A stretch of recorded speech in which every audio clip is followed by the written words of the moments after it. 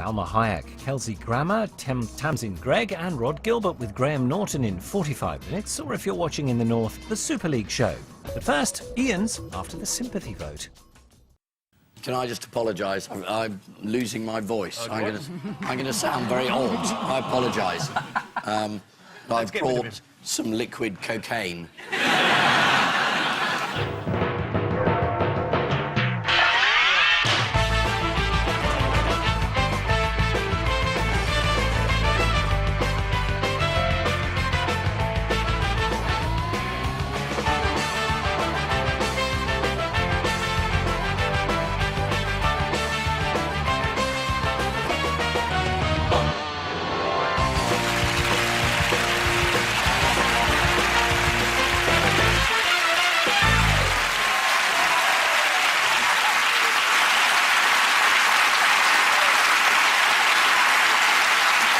Good evening. Welcome to Have I Got News for You? I'm Martin Clunes. In the news this week, to the delight of fans, the star of The Revenant takes a stroll around the grounds of his recently purchased Beverly Hills mansion.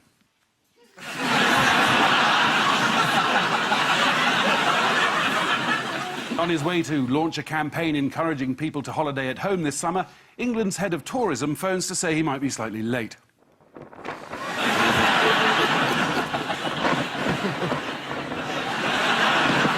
And in the final of Robot MasterChef, the title's in the bag for the ZX-1E, unless he makes a mistake with the boiled egg.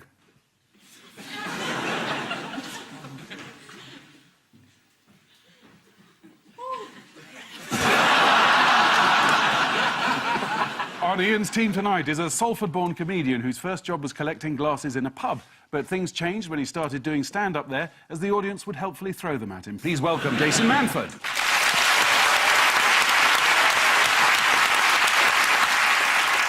And with Paul tonight is the Labour MP for Birmingham, Yardley, who says you have to be a remarkable and amazing woman to be offered a job where you're in charge. Average men get there all the time. Thanks, love. Welcome, please, Jess Phillips, MP.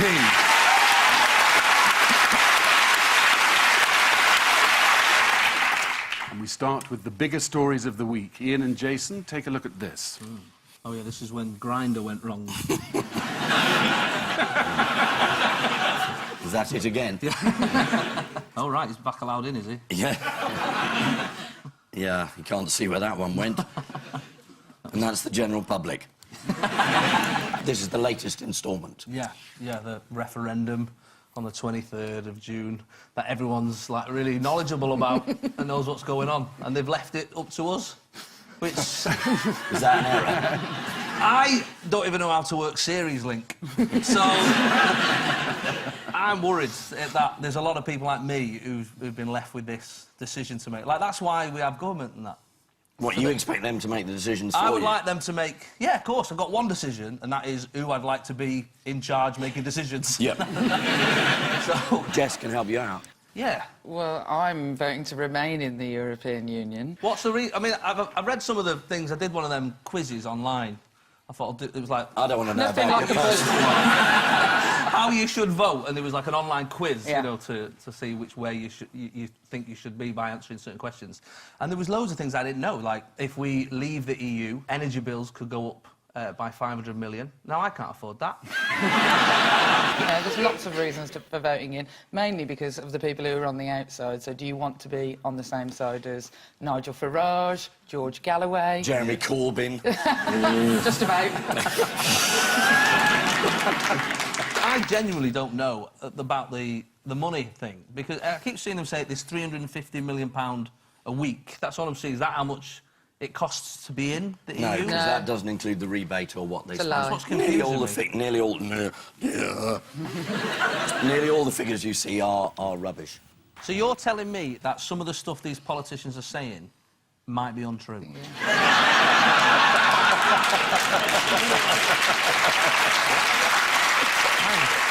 In this debate, I'm not saying that. I'm saying it's all. I asked my dad, actually, I said, what are you thinking? He went, well, I guess Remain, I think. I think I'll go Remain, because What I don't want is, when you go on holiday, that queue for the non-EU passport is always massive. Yeah. I thought that's the most British way of deciding, queuing. Opinion pollsters have clearly detected the nation's almost catatonic with boredom, so that they've been trying to liven things up. Anyone know how they've been doing that? Well, they've tried to get young people in by calling the referendum Votey McVoteface. They've been ringing people up and asking them how they think fictional characters would vote in the referendum. Oh, yes. Wow. Do you know any of the people that they... Sherlock Holmes must be in there. Yes, and what do you think they said that he would say? Oh, he'd be in favour of staying in Europe. Sherlock Holmes. Reluctantly out, apparently. Reluctantly? Well, Is he reluctant because he really doesn't have a vote because he's a fictional character? And how about Mary Poppins? She loves to travel. She's a floating voter. According to The Times, despite the threat posed by the free movement of Eastern European nannies, voters consider that she would advocate staying in. Captain Mannering, in or out? In. Out. Oh. It's unclear how the rest of Dad's army would vote, as when the pollster asked Captain Mannering, he said, "Don't tell him, Pike." Basil Fawlty. Oh, definitely out. Very much out, you're right. And I'll open What do you mean this I'm one. right? You're right. You concur with the voting public. I concur with the voting public. OK, go on then. sorry, go on. No, you're on. I was wondering if Boris counted as a fictional character. Yes! If only. Yeah.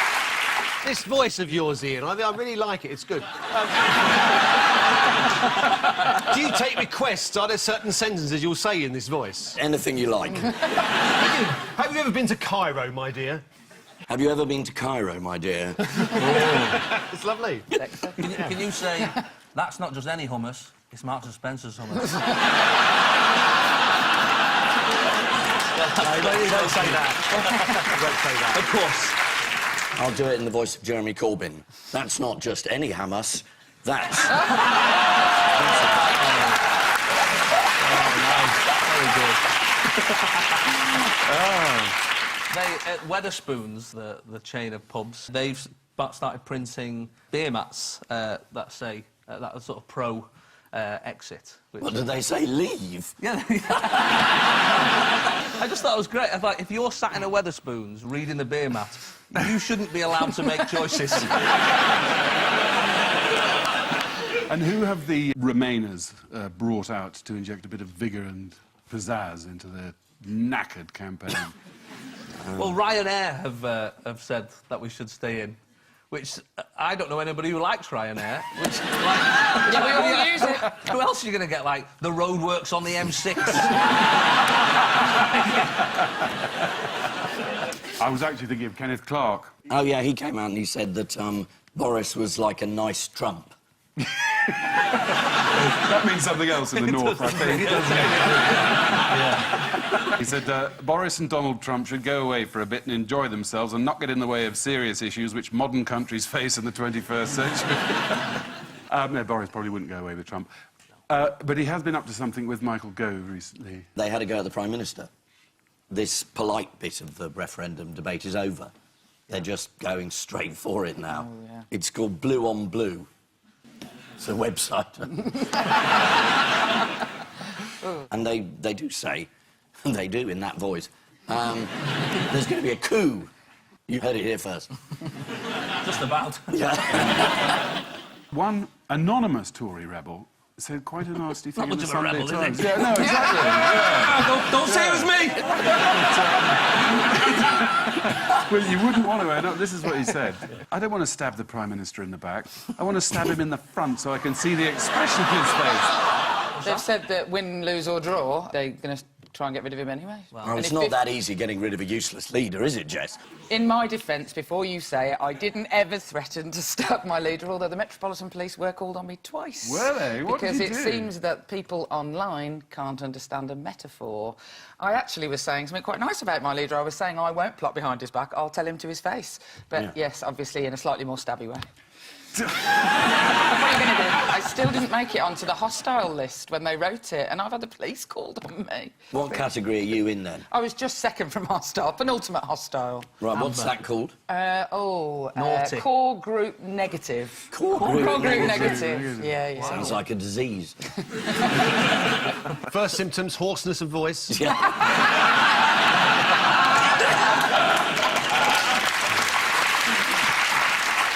So let's make the most of this, our final chance to talk about the EU. Oh, God, if only it was the final chance to talk about On this, it. on this programme it is. Let's see it off with a quick-fire buzzer round of E-University Challenge.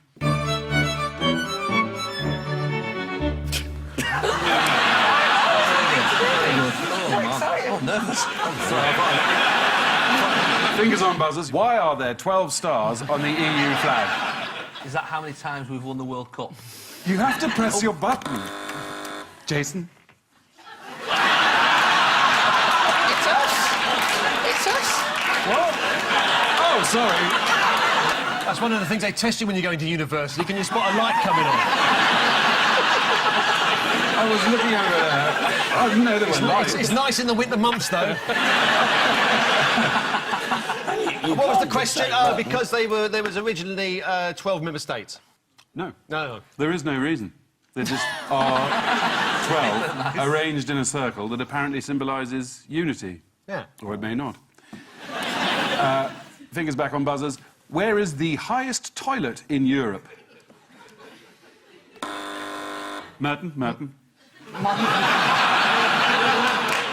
do I have to go like this? He wasn't a Merton. Merton, life. Yeah.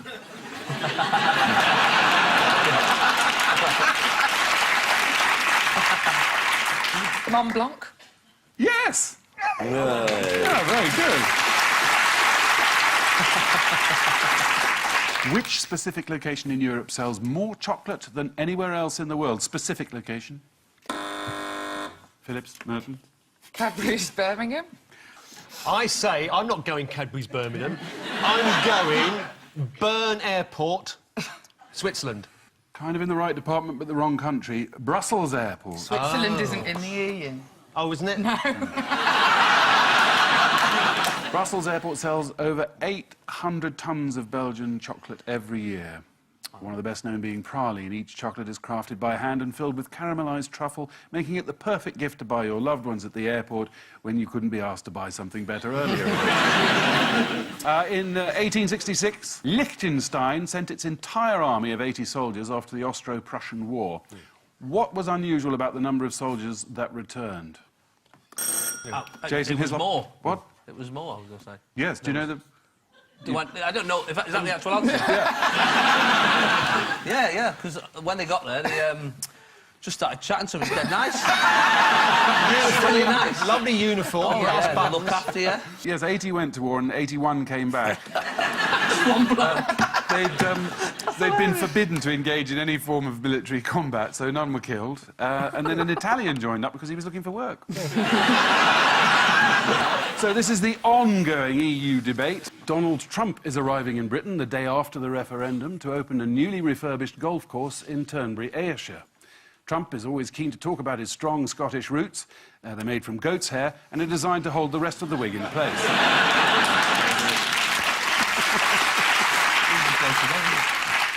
Bristol Council was accused of influencing voters after printing this handy guide on how to complete your ballot paper. It's a bit blatant. Seems fair to me. They've now agreed to reprint them without the controversial Leave the European Union box. Paul and Jess, here's your boring question. Yeah. Oh, well, this is obviously a tunnel. It's leading to the outside world. Cuckoo Clock, Switzerland. We're in the land of Switzerland. Not in the EU. This is definitely not in the EU. This is Angela Merkel, and he's blessing the opening of a tunnel with the traditional rosemary. This is the opening ceremony of the world's longest tunnel. Has been built under the Alps, 35 miles long, and it came in exactly on time. It was in fact, when they finished it, it was actually 20 minutes early. What they said it was going to be. And they had a massive, brilliant opening ceremony with, like, a baby with big wings and... Yeah, baby with big wings. Alpine horns. Oh, that's the baby with big wings that everybody talks about. Is he the spirit of the Alps? Oh, is he the ancient god Toblerone that comes down? Makes everything triangular. Sometimes when I'm driving home after a gig at like 2 o'clock in the morning, I sort of start to nod off a little bit, and then I look at the fellas doing roadworks. I've seen that. In other engineering news, how did Sarah Guppy's pilings contribute to the building of the Clifton Suspension Bridge? This bridge wouldn't have happened without her. Oh, really? She worked out to stack up stone on a riverbank so you could build a large bridge over it. Oh. And Brunel should have, I think, given her the credit. Typical. Well, she declined to take any credit for this engineering achievement, saying, "Women must not be boastful." I leave that with you, Jess. She was a fool, clearly, Well, regardless no, of she piling wasn't. machine She or wasn't. otherwise. She also invented a dust-proof four-poster bed Every woman's dream. with a built-in exercise machine. Four-poster bed was an exercise machine. She invented a...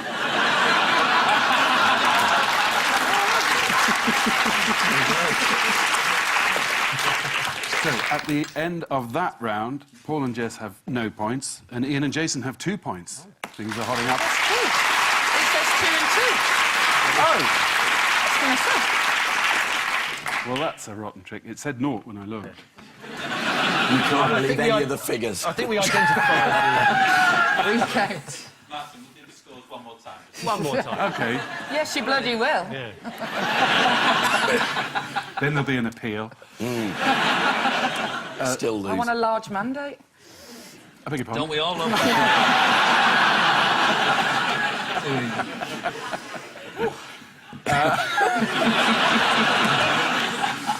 So, at the end of that round, 2 points each. Very exciting.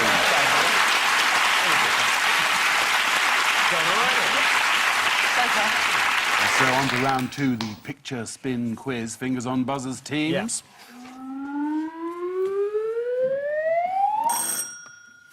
Oh, yes. Now, this is Farage. Where is it? They're laughing already. But this is a very tricky one because this is a Tory election fraud.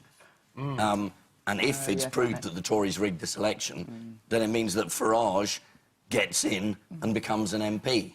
So you've got to weigh up, what do you want? An honest election or him? It doesn't just go to the next man, does it? I think we have another election. Yeah, another decision. I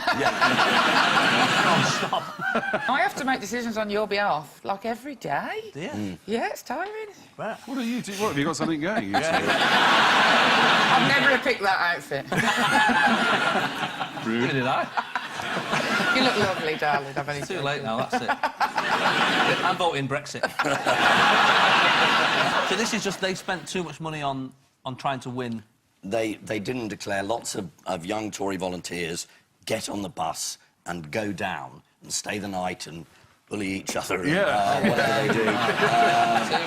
And then in the morning they go around saying vote Tory. And you're meant to declare that locally. Right. And there's a suggestion they did it nationally. So it's a big accountancy story. Oh, I see, right. Yeah. But battle bus, it just makes people feel important. Right. It does. Hey, we're on the battle bus. Of course, if you call it that. I might start calling the 192 to Stockport the battle. Yes, it was one of the most tightly fought battles in the country, according to the Daily Telegraph. Nigel Farage lost by less than 3,000 votes to Tory Craig McKinley. UKIP supporters were outraged by the allegations of overspending, while Telegraph readers were outraged by the use of the word less instead of fewer. The Tories tried to appeal the decision of the judge, and they lost it today, I believe. Oh, did they? They were told, do one. We're having more time. And what has the Conservative Party been doing to assist with the inquiries so far? They're hiring a QC to resist. They've hired a laddie. They've hired a Latin. A laddie. Really got interest in there, didn't it? Aladdin, that would be excellent. James Laddie, QC. Oh, right. Yes, yes. This is the allegations about Tory election expenses. The alleged electoral... that's quite hard to say, actually. Electoral? No, the alleged Electoral. electoral. Oh, the alleged electoral. Electoral. Oh, if I say it properly, it's easier.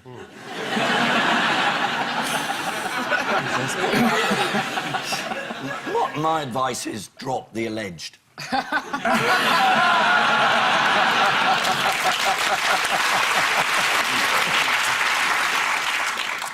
The alleged electoral abuse has been picked up by Russia Today. They've long campaigned against electoral fraud. Ever since that time, Vladimir Putin only polled a suspiciously low 107% of the vote. Fingers on your buzzers, teams. This is the Invisible Man's been found dead.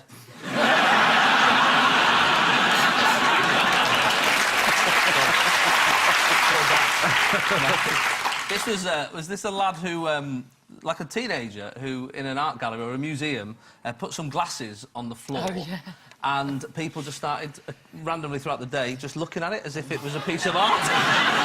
And Charles Saatchi's bought it for £5 million. It's actually a companion piece. The other one is short-sighted man wheezing fish tank. I'll buy them both together. Yeah, they were put in the San Francisco Museum of Modern Art by 17-year-old prankster T.J. Kayatan, who was unimpressed with some of the art on display, and he set out to test the theory that people will stare at and artistically interpret anything in a gallery setting. And it seems he was right. And it wasn't just his glasses. There was a baseball cap. That's right, yeah. There we go. And a bin. That bloke saying, it's rubbish. Hey! Thank you very much. One commentator on Facebook said, what's really awesome about this is that by placing his glasses there and inspiring people to look at them in a new light, and by what he was trying to convey by doing so, this guy did in fact create a work of modern art. Sweet.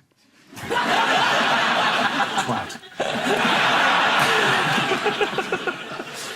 This is the student who turned his own spectacles into an artwork by putting them on the floor of a gallery. Actually, the joke was on him as he completely ruined the £10 million world-renowned work of art called Floor. Fingers on buzzers, teams. Is it different between London and Manchester? London, the south and the north? Different accents or different words are used? Salford, that just. I know it's picky, but they will start writing in. Well, this is the news that, according to a recent study, the London accent is taking over the UK, killing off regional twangs. Really? I've thought that a few times, to be honest.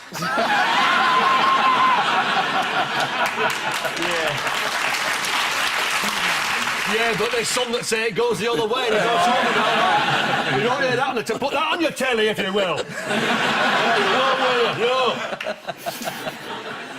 According to Dr. David Britton, who worked on the study... Oh, he knows nothing. mainly due to increased social mobility, although another culprit is television. Telly, yeah. Soap operas. That was the main thing, soap operas. When Coronation Street started in 1960, a lot of people hadn't heard that accent outside of, you know, Manchester and the north. And everyone on telly sounded like this. They did, yeah. This is the BBC. The King has resigned. What are we going to do? Yes, I remember it.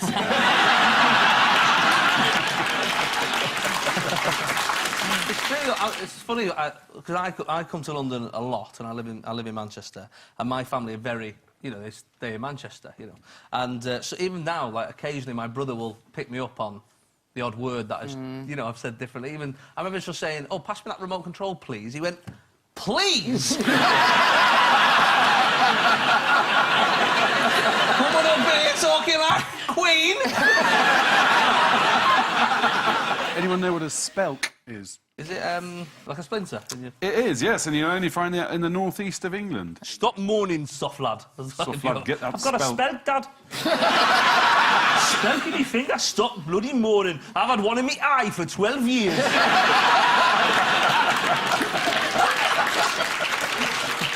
Because there's words that you use in Manchester that I always find that fascinating. Like, we use the words like mithered.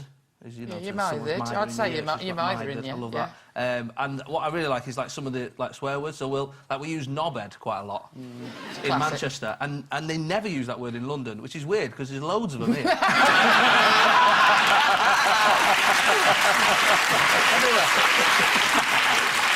Who might be our knight in shining armour when it comes to preserving northern accents? It's not going to be anyone from the Tory party, is it? You're not going to know this. This is a gentleman called Korean Billy. He's become an internet sensation. His videos teaching you how to speak with a Liverpudlian accent. Let's have a look at one of his lessons. In Scouse, K sound sounds like clearing throat. For example, chicken, chicken, chicken, chicken, dog, dog, dog, dog. I'd like some chicken. I'd like some chicken.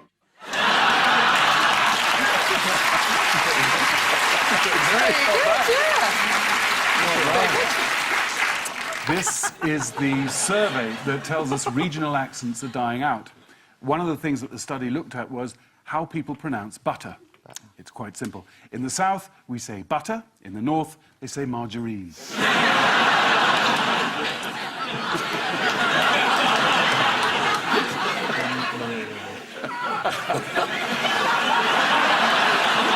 I'm going Brexit. According to a linguistics researcher at Cambridge, Adrian Lehman, more and more people are using and pronouncing words in the way that Londoners do. Leave it out, Lehman, you slag.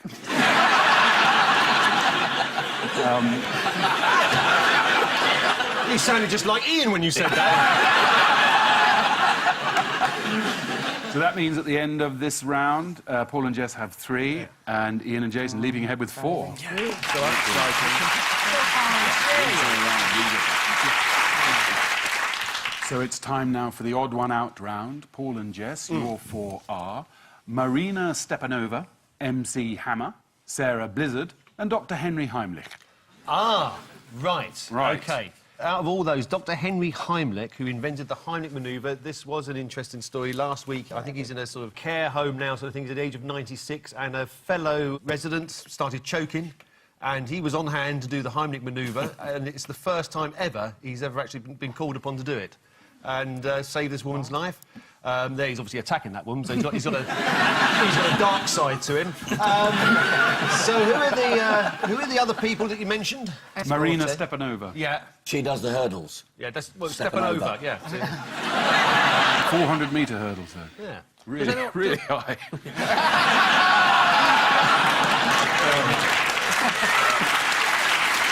Bottom left, Sarah Blizzard, did you Sarah say? Blizzard. We don't know what this Blizzard person... She's a weather woman. Sarah Blizzard is a weather presenter for East Midlands Today, taking over from the much-loved Karen Pissing It Down. I read this story about MC Hammer. He doesn't like hammers. What, he's got an aversion to hammers? Yeah. That's a weird thing to have. Yes, they all have highly appropriate names, apart from MC Hammer, who recently revealed that he's scared of hammering. Ah. In a recent interview, he said, using hammers is always a scary proposition, man. You can hit your fingers. Henry Heimlich, according to the Daily Mail, the 96-year-old leapt into action and was at his patient's side in less than an hour. How did Dr. Heimlich play a pivotal role in the engagement of Carrie Fisher and Dan Aykroyd? They were both patients of his. They both thought that one day they might choke, so they were having anti-choke lessons. Did Carrie Fisher do the Heimlich manoeuvre to Dan Aykroyd, or vice versa? When Which one of would them you was like to choking? say? Who are you going to call? I'm going to say Carrie was doing it to Dan. Yeah. Carrie's doing it to Dan. No. No. Dan's doing it to Carrie. Dan saved Carrie's life by performing the Heimlich manoeuvre after she choked on a Brussels sprout. Why, that's funny. Bloody Brussels.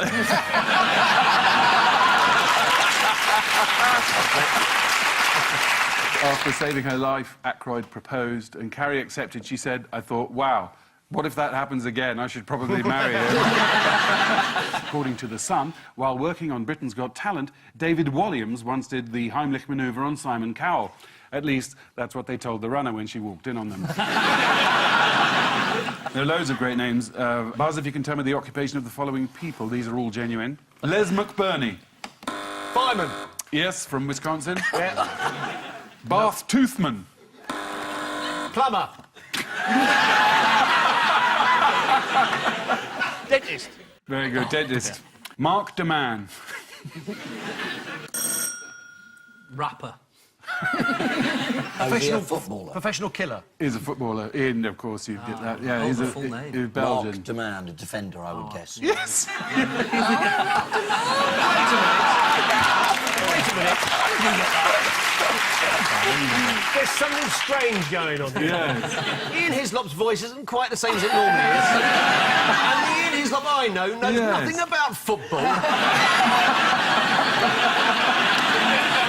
Right, it's Ross Kemp in an Ian Hislop suit. Leave it out. So they all have highly appropriate names, apart from MC Hammer, who recently revealed he's scared of hammers and hammering. Before he hit it big, MC Hammer formed a Christian rap group called the Holy Ghost Boys, before two members left to form a father and son group.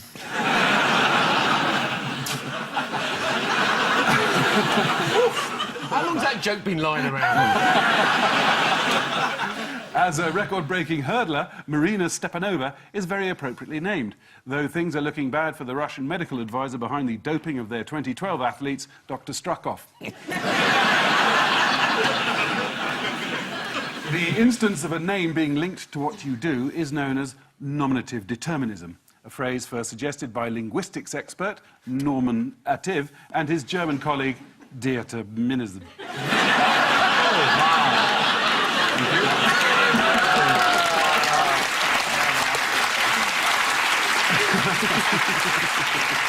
This has got an end-of-series feel about it, doesn't it? You wouldn't have dared put out on the first show.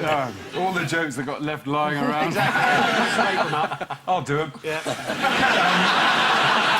There's a Belgian footballer called Marc Demand. Oh, yeah. And, of course, the French women's football team have that awful player, Mr. Gaulle. Ian and Jason, here are yours. A Snickers bar, Titty from Swallows and Amazons, the Port Isaac Shuttle Service, and Boggy Bottom. Oh, I know this. Oh, good. The character in Swallows and Amazon used to be called Titty, and they've changed the name to Tatty, because they think a modern audience... Would laugh at that. Would laugh at Yeah. a girl called Titty. Why? God knows.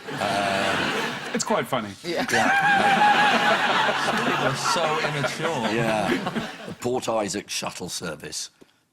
When it becomes an acronym, people find it offensive. It just says piss on the side of the... So they've all been changed except Boggy the Bottom. bottom, which hasn't. Right. Very good, absolutely right. Loads of points.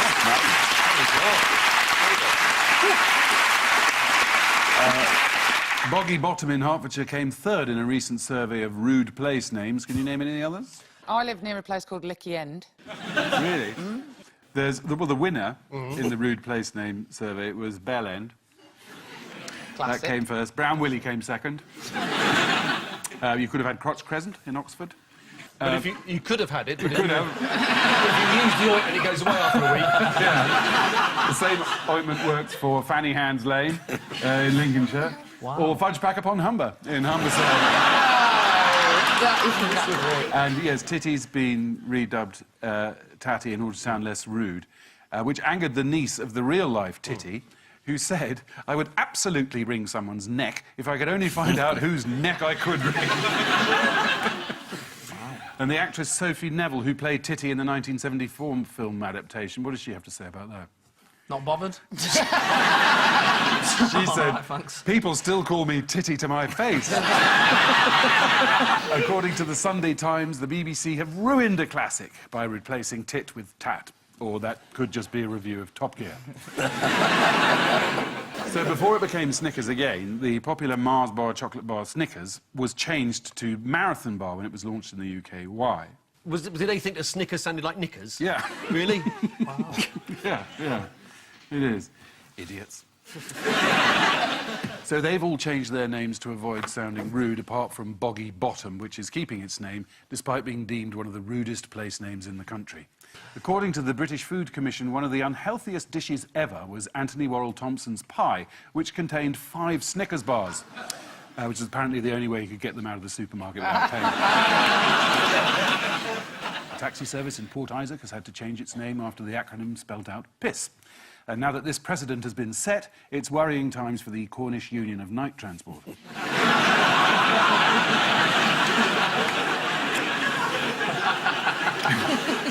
Took you a while. No, they're my favourite sort of jokes because I know what a writer's room looks like, and they will have all been just the first one trying to get it right. Cornish Union. Oh my God, I've got it! I've got it! For many years, Snickers has been one of the Mars Corporation's 3 mega brands.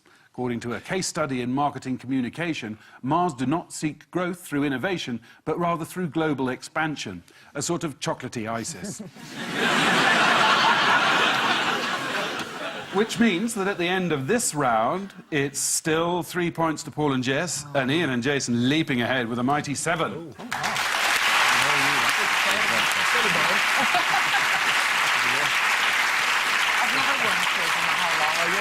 Time now for the Missing Words round, which this week features as its guest publication, Rubber Chicken, the kids' entertainers magazine. And we start with, what is possibly the most Waitrose thing ever? The fig and horseradish kale crisps are in the essentials aisle. It's actually tasting notes on special brew. Brilliant. Waitrose say they're promoting the beer to appeal to a growing demographic amongst their shoppers, the second homeless. Next, Westminster Abbey to be turned into what? And some priests aren't happy about it. KFC. Westminster Abbey be turned into the police. And some priests aren't happy about it. There's a Gucci catwalk. Really? Oh. When they heard about the protests from members of the church, several of the models walked out before stopping, posing, turning around and walking back in again. Next, Nigel's golden rule. Don't what after what? Don't drive after drinking. Not that, is it? Don't drink after driving. He's had a few by then. Don't drink after drinking. This is, don't do TV after more than 5 pints. Talking about drinking and politics, Nigel Farage said, Enoch Powell told me he always had a glass of wine to loosen up, which would explain the late changes he made to his Rivers of Joy speech. Kids don't want a poodle riding a unicycle, they want what? To play inside a gorilla enclosure. The kid's alive! Yeah. He's all right. They want the exact opposite. They want a unicycle riding a poodle. Cushiony birds. Bouncy fowl. Not a million miles away, actually. I know I'm not. Otherwise, you wouldn't be able to hear me.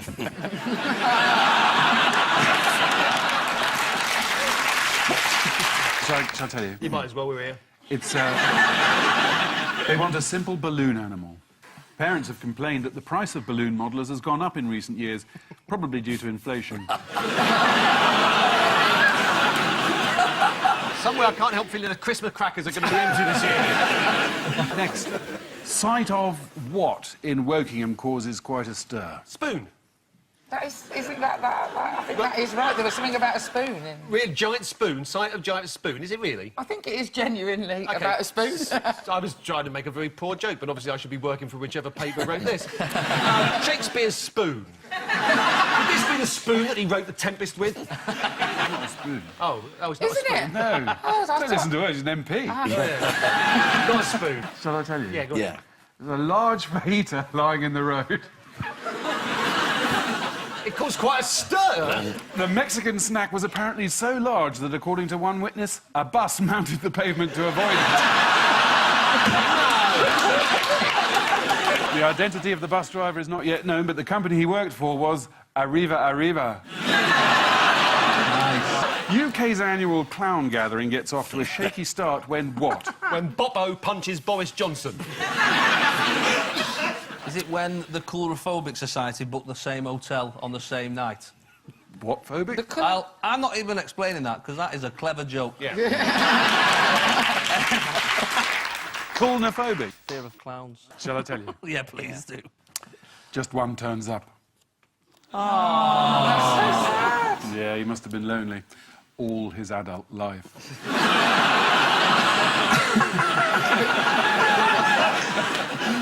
Next, Stephen Hawking says what is beyond his understanding?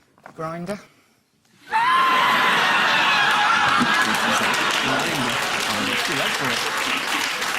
I don't know what he gets up to. Maybe it's not. Is it physics? Trump is beyond his understanding. Well done, yeah, Trump's popularity, very good. Hawking called Trump a demagogue who appeals to the lowest common denominator. Trump is expected to reply to the comments as soon as he's looked up the words in a dictionary. After hearing Hawkins' comments about his intelligence, Donald Trump responded by saying, "Come over here and type that." And finally, veteran kids entertainer Dick Osland's motto is what? No refunds. Cash in hand before I put the hat on. It's keep it simple, make it fun. Oh, yeah. So the final scores are Paul and Jess with 4, but Ian and Jason romp away with the night with 7.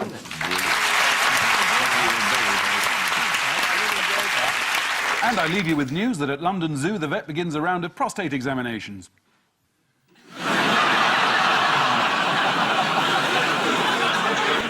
What is that animal? Bush baby, maybe? It's an aye. Aye. Oh, is it? That's a noise it makes when you stick a finger out. Aye.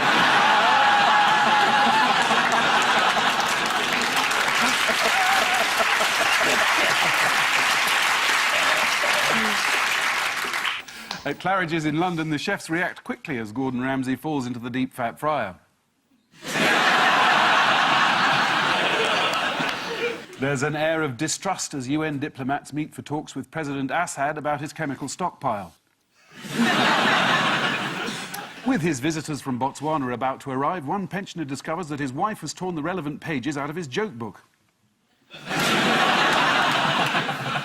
And in Dover, there's a triumph for the Remain campaign as they lure Boris Johnson onto a zip wire that goes all the way to Calais.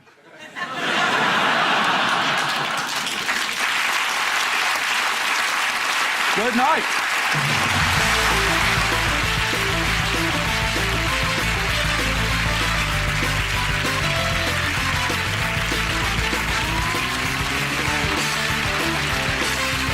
Stay with us on BBC One. Salma Hayek, Kelsey Grammer, Tamsin Gregg and Rod Gilbert join Graham Norton next. Or if you're watching in the north, it's the Super League Show.